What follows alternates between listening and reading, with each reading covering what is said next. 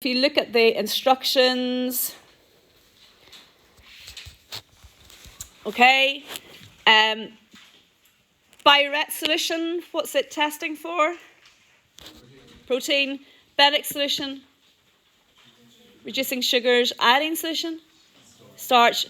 SIBO, what's it test for? Sorry? Glucose. It's a specific test for glucose. And just make sure that you remember it starts off blue and a positive result is blue to brown. There are other similar testing sticks that you can get that are got different names. There's Clinisticks, which goes from blue to lilac or purple. So long as you, well, we use the SIBO one, so obviously your results are either going to be blue or brown. Then we've got the dilute hydrochloric acid and the sodium hydrogen carbonate powder, and that was for hydrolyzing and then neutralizing the non-reducing sugars test. So we have carried out a series of tests, and hopefully now you're in a position to say, you know, test tube A or solution A contained this, solution B contained this, solution C contained whatever. And that's the whole purpose of it. So what you need to do, you need to print out a photograph of you carrying out some aspect of the practical. You should have written an outline of the method that you use for the test. What I want you to do, if you haven't already done it, is add in a positive, okay, this pen isn't writing, so a positive colour change. So, I mean, you can do that now. If you look through your methods, have you got a sentence in there saying if such and such is present, or a positive colour change is blue to brick red or blue to purple or blue to brown or whatever. So if you haven't got that, you can do that now. We'll have a quick check.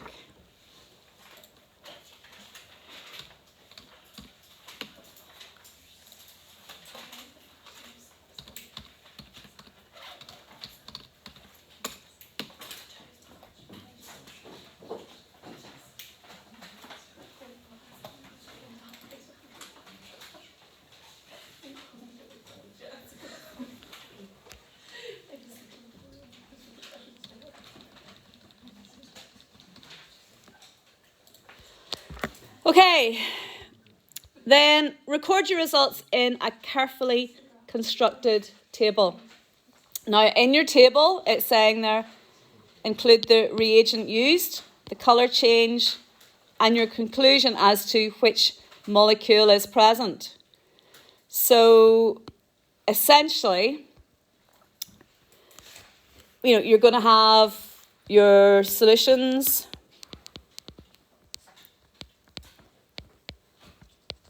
and so on. Reagent. So it doesn't matter what you start off with, whichever one you want to start off with. So if you use Biuret, or you could have Benedict solution. Colour change, I would tend to say like initial colour and then final colour. And then it says your conclusion as to which molecule is present. So if you were starting off with like Biuret solution,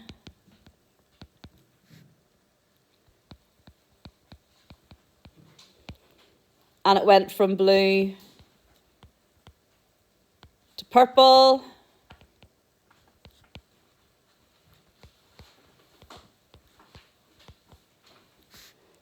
What does that tell you? What molecule is present? Leah? Protein. So, you know, you might have, is protein present or just protein present, and you put, if it went from blue to purple, put a little tick there. So something like that, but you need to do that for each test you did. You don't need to write Biuret solution in each time. Or you could do it a different way. You could have like solution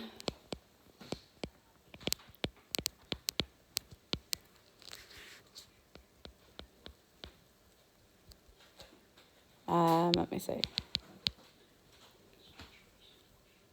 Oh no, well in fact reagent, no, we better have, you know, because it says you must have the reagent used, the colour change and your conclusion. Now,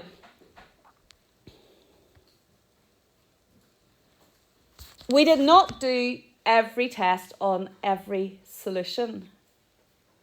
Which test did we only do on some solutions? Non-reducing sugars test. Yeah, the non-reducing sugar test. Because if you remember, we found that there were... Let me see, I'll take a new page here. No, so it just says the reagents used, so I would just put, dilute hydrochloric acid, sodium hydrogen carbonate, and then Benedict's. Just do the initial colour and final colour. And then initial colour. Has to have an appropriate title. Sometimes they call it a caption.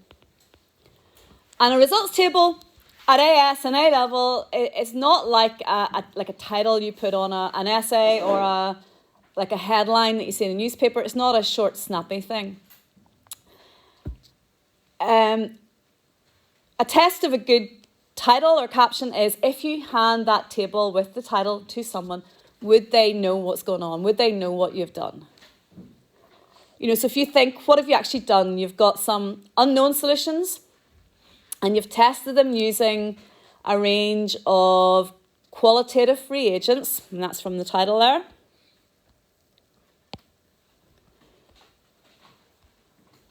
Okay, so you've used qualitative reagents to identify, what have you got, 6 unknown solutions. But you've also got the colour changes as well. So that all needs to go in your title.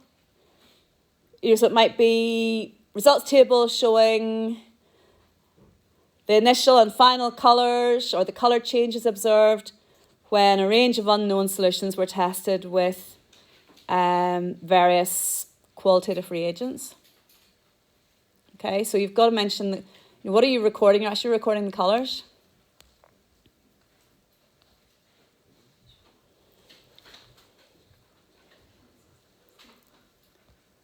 Miss, is it just one table or a few different tables for each wee thing? Well, it could just be one table, but it's going to be quite big. What would you put in the other table? I don't know, just do each one. Is there a table for bioreactors? No, just do one table. It could be multiple tables connected together. Sorry? It's basically like multiple tables just all connected together. Well, it's just, rather than having to put solution A, B, C, D, and E, and F each time, you're just doing a big table, like I would do it cross page. So do you have to write? So, your conclusion as to the molecule present.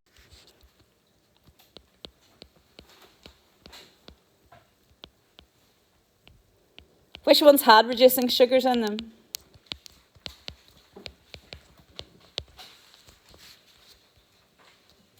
Jonathan, what did you find?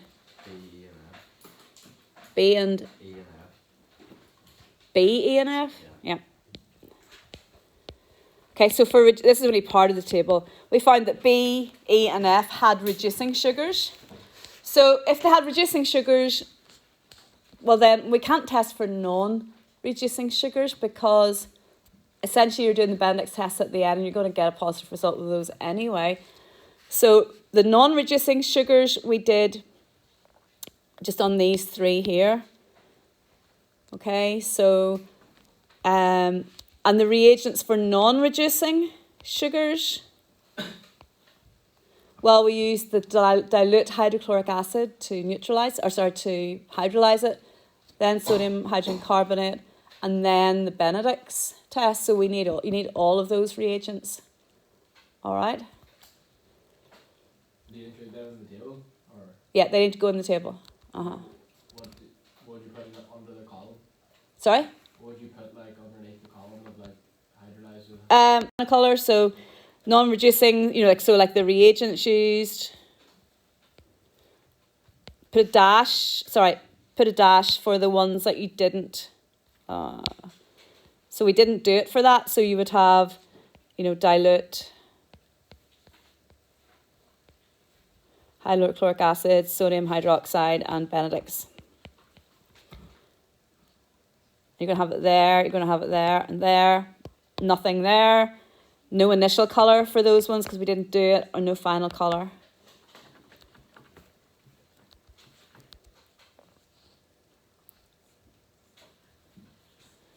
Now, this is not a full table, obviously. For the reducing sugars, there's all the stuff that goes in front of that, like, you know, the Benedict solution, the colours, the initial colour, the final colour, and so on.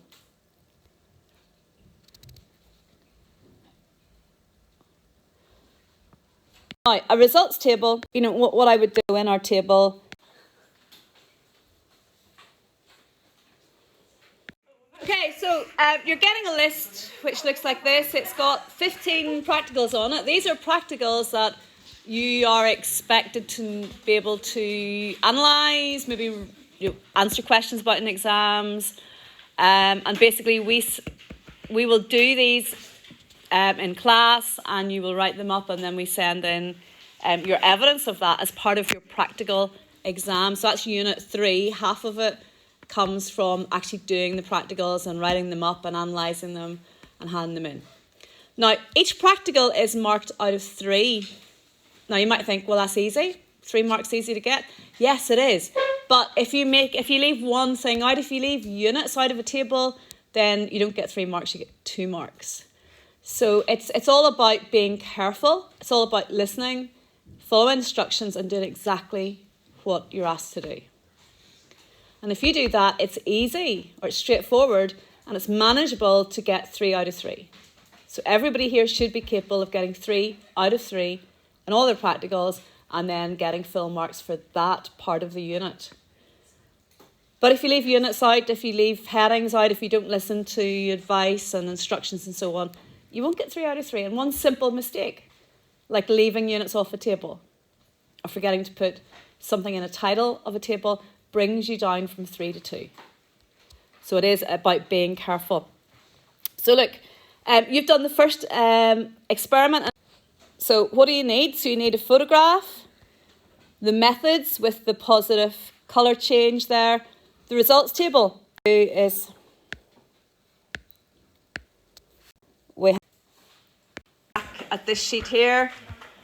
You've got a photograph. You've written up your methods already. You need to do a results table with a good title. And then your identification of solutions is just basically solution A contained, solution B contained, solution C contained, such and such. What if you haven't got a photograph? Pardon? What if you haven't got a photograph? Well, then you're not going to get full marks.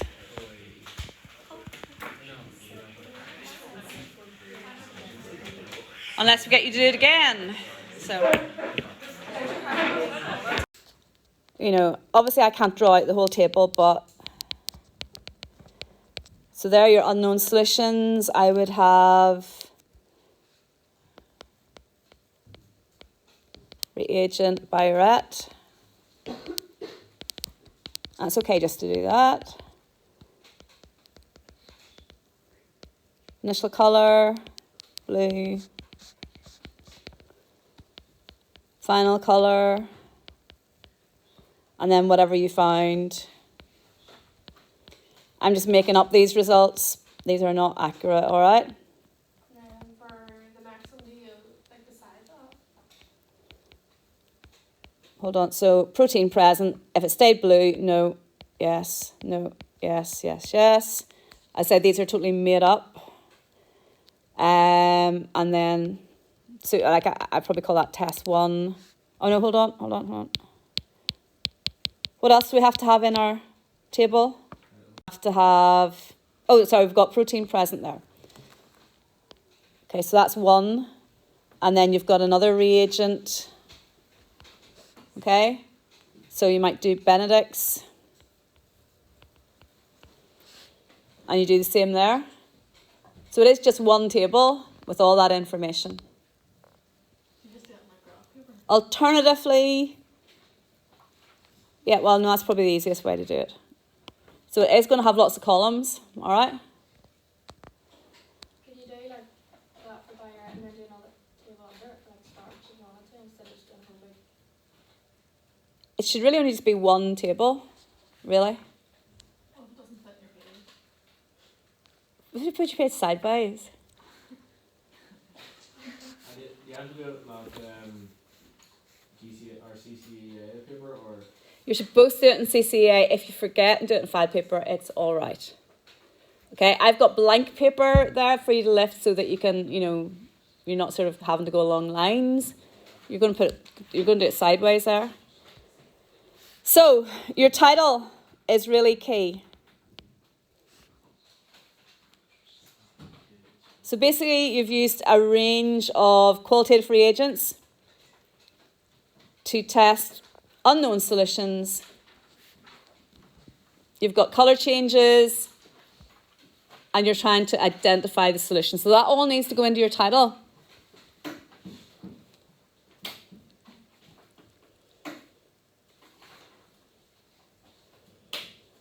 And then finally, the last thing that you need to do is write up your conclusions. Now, your conclusions are basically the identification of your solutions. So you say solution A contained whatever you think it contained. Solution B contained whatever, and so on and so on. Now, I think we found there were 2 of them that contained glucose. Isn't that right? Yeah. So whatever you're saying, obviously the ones that contain glucose also tested positive with the Benedict's test.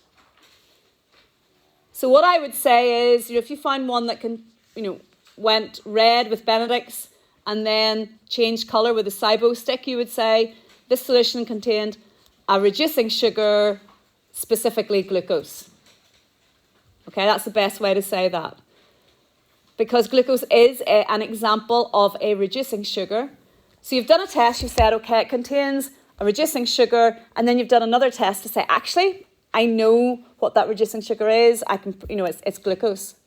SIBO stick has changed colour. Okay, so don't say it contains a reducing sugar and glucose, because glucose is a non-reducing sugar. Sorry, don't say it contains a reducing sugar and glucose. Glucose is a reducing sugar. Make sure you show the examiner that you know that. Chloe? Can you get this wrong? Is there one right answer? Pardon? Is there one right answer? Can you get this wrong? Well, yes, there is a rule. Yes, because solution A, I know what it contained. I know what solution B contained. I know what solution C contained, and so on. Yeah. What if you didn't write your results right? Well, then you're going to have to talk to whoever you work with. And if they didn't write it, well then, tough, they can't count your experiment. All right? So, the good news for you is that we have actually got biology later on today, because it's period 10, last period, period 10. So my already just cancelled it. Yeah. If you were an RE, I've moved you out of class, all right? Instead of what? Moved you into a different class, all right? Do you have an action class or Yeah, you will. I'll get you new timetables. I know, but should we cancel out a different one? Is this instead of another class, or does it still have? This afternoon Tuesday afternoon is instead of Thursday afternoon. Is it an 8:16? No, it's an H8. Okay, so this afternoon, period 10, H8. I'll get you all new timetables. If you normally had RE, that will be changed. You'll get RE at a different time.